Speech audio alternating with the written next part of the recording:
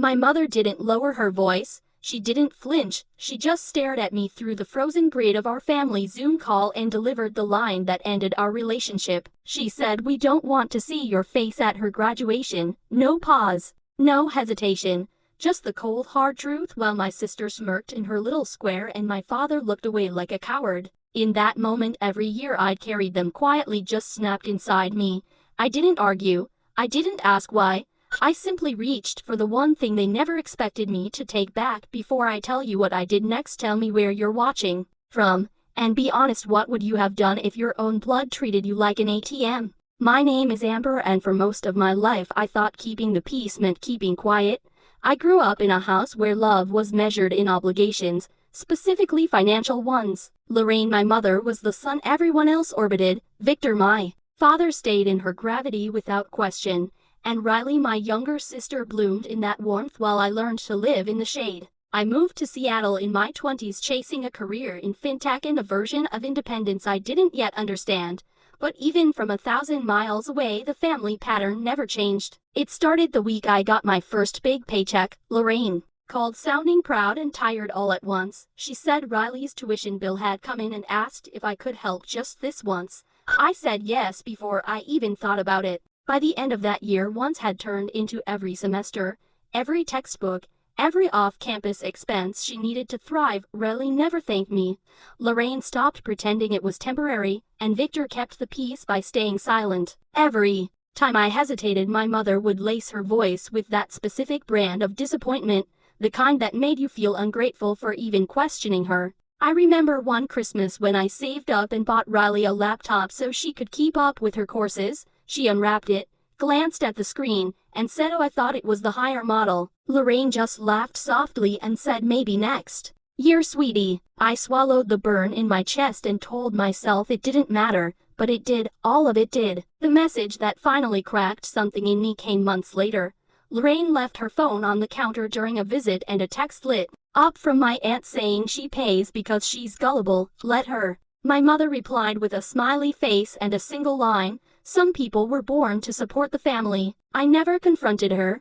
I just carried the knowing like a bruise under my clothing, and still I paid because I thought maybe if I stayed useful, I'd eventually feel like I belonged. But as that Zoom call approached, I started noticing things that didn't add up.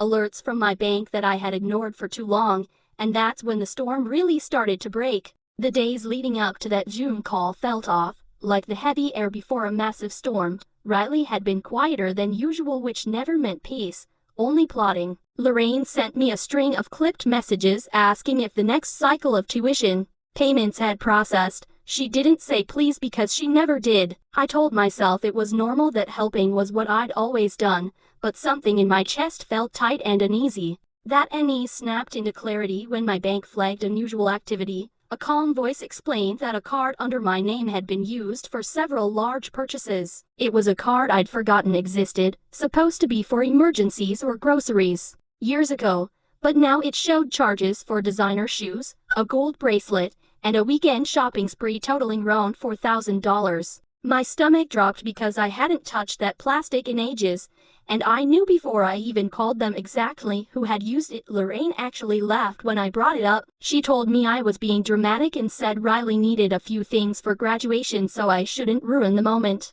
Ruin the moment? As if I was the one taking something from them. As if my money was just community property waiting to be claimed. Later that night I sat there shaking and checked my other accounts, and what I found made me feel sick. 2 more cards, both under my name, had been quietly maxed out with payments I'd never approved and subscriptions I'd never used. Each charge linked back to my family's address or one of Riley's accounts. My breath came shallow because this wasn't just carelessness. This was expectation. Entitlement hardened into a nasty habit that they didn't even feel the need to hide anymore. And then came the final blow. A screenshot accidentally forwarded from Riley's group chat with my name at the top and her message underneath. It read, "Don't worry about money because Amber exists for that. She's basically our cash cow." I stared at that line for a long time, feeling something inside me go completely still. I wasn't a sister or a daughter to them. I was just a resource to be mined until I was empty. When the Zoom call opened the next evening, their faces filled the screen like a panel of judges. Lorraine didn't waste a second. She delivered that ban with authority while Riley sat smugly next to her, arms crossed like she'd earned the right to kick me out of her life. My throat tightened, but I kept my face calm while Lorraine waved a hand and said, "This isn't about you. Don't make it about you because Riley needs a peaceful day." Riley added, "Yeah, you always make everything tense, so just stay home. It's better for everyone." Victor looked at the floor and said nothing, and once that kind of dismissal would have gutted me, but this time the insult and the theft clicked into place like a lock turning. Chapter 3. My voice came out low and steady. I looked right at the camera and said, "Then you'll never see my money again." Lorraine blinked as if the words didn't compute in her brain, and Riley scoffed, but I meant every single syllable. That sentence didn't just leave my mouth, it left a life I was done living. When the Zoom call ended, the apartment felt strangely quiet, as if the walls themselves were waiting to see what I would do. For the first time in years, I didn't rush to fix anything. I didn't replay their words, searching for ways to smooth them over. I just sat there, letting the silence settle over me like a blanket I'd forgotten I owned. Then I opened my laptop. The screen's glow washed across my desk as I signed into the tuition portal. Riley's account sat there bright and expectant. One more semester pending, one more payment scheduled under my name. My fingers hovered for a moment, not trembling, just aware that this was the moment everything shifted. I canceled the plan. A single button and a quiet click. Years of obligation dissolving in an instant. Next, I pulled up my bank dashboard to see 3 cards tied to my identity, all with activity I never approved. There were purchases linked to Riley's email, Lorraine's shipping address, and even deliveries to the family home. I froze each account. One by one, the system chiming confirmations back at me. Then I removed the connected devices, including Riley's phone and Lorraine's tablet, and updated the passwords they'd used for years without permission. The calm in my chest didn't feel like anger, it felt like clarity. After that, I went through payments, bills, and statements, creating a clean folder of evidence, not to weaponize but to finally see the truth laid out plainly. Every transaction was an assumption they'd made about my role in their lives. It wasn't support. It was entitlement dressed up as expectation. As I organized the files, I found an audio note I'd forgotten existed, recorded accidentally during a speaker call months ago. Lorraine's voice was light and amused. Riley's laughter was in the background, and then I heard it clearly. "She'll pay," Lorraine said. "She always pays," Riley replied. Then came a joke I'd never heard until now. "It's basically her purpose." I closed the file slowly, letting the words pulse through me, not to hurt me but to remind me that reality didn't match the version of family I'd been clinging to. My phone buzzed on the table. It was Riley asking if the payment went through because she couldn't see it. Then Lorraine texted telling me not to be childish and to fix this, followed by Victor saying, "Just breathe and don't make things worse." Worse, as if the worst thing I'd done was finally say no. I didn't respond.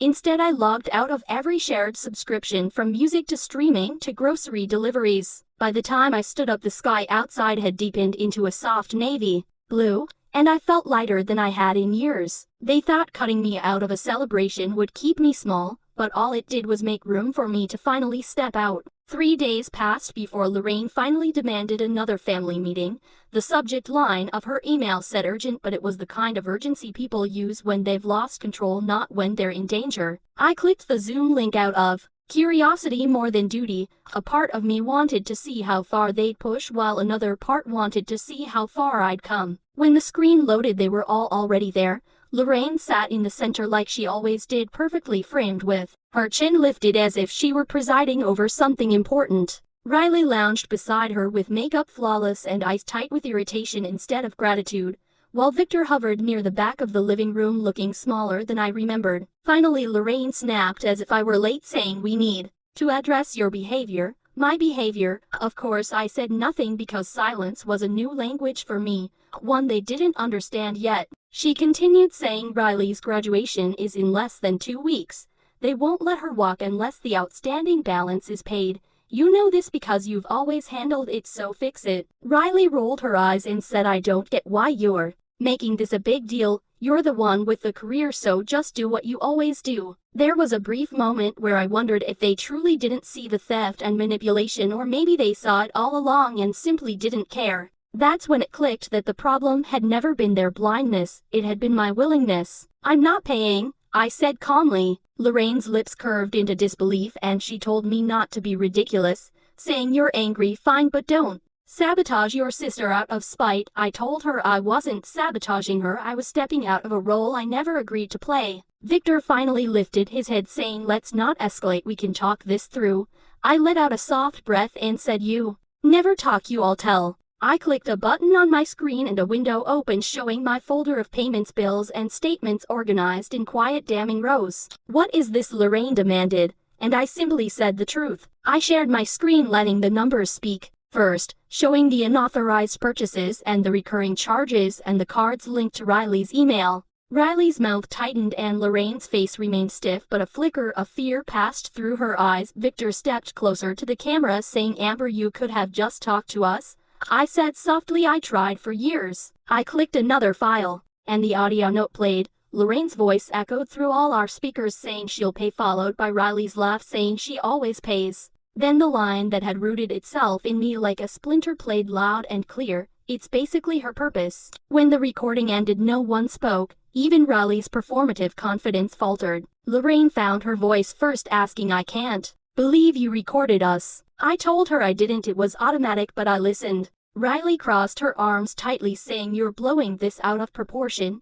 I repeated the word proportion and said, you stole my identity. You used my credit and impersonated me to reinstate the tuition plan. The school even emailed me about it. That landed hard and Riley's cheeks flushed red as she muttered that was a misunderstanding. It was fraud. I cut in, still calm, and I'm choosing not to press charges for now. Lorraine's composure cracked and she slammed her hand on the table, shouting, charges against your own sister? What is wrong with you? I looked her dead in the eye and said, what's wrong is that you raised her to believe she could do it, to believe that fraud was just a misunderstanding. Victor whispered that they didn't know it got this far, but I told him they did know. They just didn't want to stop it because it benefited them. Lorraine slammed her hand down again saying, enough. She said I wasn't destroying this family over a few misunderstandings because Riley deserved her moment. I leaned forward with my voice low and steady and said, I don't owe you anything. The sentence hit them like a physical force. Riley blinked rapidly, asking if I was just going to let her look stupid on graduation day. I told her she was an adult and her education was her responsibility. Lorraine shook her head, furious, saying I'd changed and this wasn't me. I corrected her saying, this is me without your script. The call fell into complete silence, the kind that reveals everything words try to hide. Then Lorraine attempted her most familiar tactic. She said, if you walk away now, don't expect this family to welcome you back.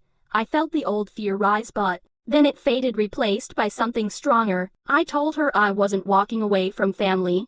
I was walking away from people who never acted like mine. Riley stood up abruptly, knocking something over, calling me selfish and ungrateful, accusing me of being jealous of her. It would have been funny if it hadn't been so sad.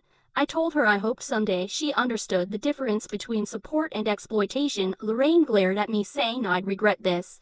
I replied I already did my regretting and I'm done. I hovered over the leave meeting button, seeing their faces blurred into a single desperate expression. I said, I wish you well, but I'm finished being the one who pays for your peace. Then I clicked the button and the screen went dark. The call ended, and for the first time in my life something began. In the weeks that followed, the echo of that call settled into a strange quiet. No more demands and no more guilt-laced messages. The first real update came from the university. A polite notice confirming that due to unresolved payments and an attempted impersonation, Riley would not be permitted to participate in the ceremony. They didn't mention my name, but the implication was clear. Someone had finally told her no. I didn't celebrate or gloat. I just sat in my Seattle apartment with sunlight slipping across the floor and let the weight of 8 years lift off my shoulders. A few days later, Victor showed up unannounced, standing in the lobby like a man who wasn't sure he'd be allowed in. When I opened the door, he didn't try to hug me, he just looked tired. He said, your mother is devastated and pretending everything's fine. He admitted they didn't realize how much they leaned on me. I didn't argue or soothe him. I simply said, you leaned because I never stepped aside. He asked if I was coming back and I shook my head saying not unless the terms change, and he left with a quiet goodbye that felt like a shift rather than an ending. I used to believe family meant endurance, but the day they told me I wasn't welcome, I finally understood that love without respect isn't love at all. So I walked away quietly and fully for good, finding the one thing I'd been missing my whole life, which was myself. If any part of my story echoes yours, share it in the comments. And subscribe so you don't face it alone.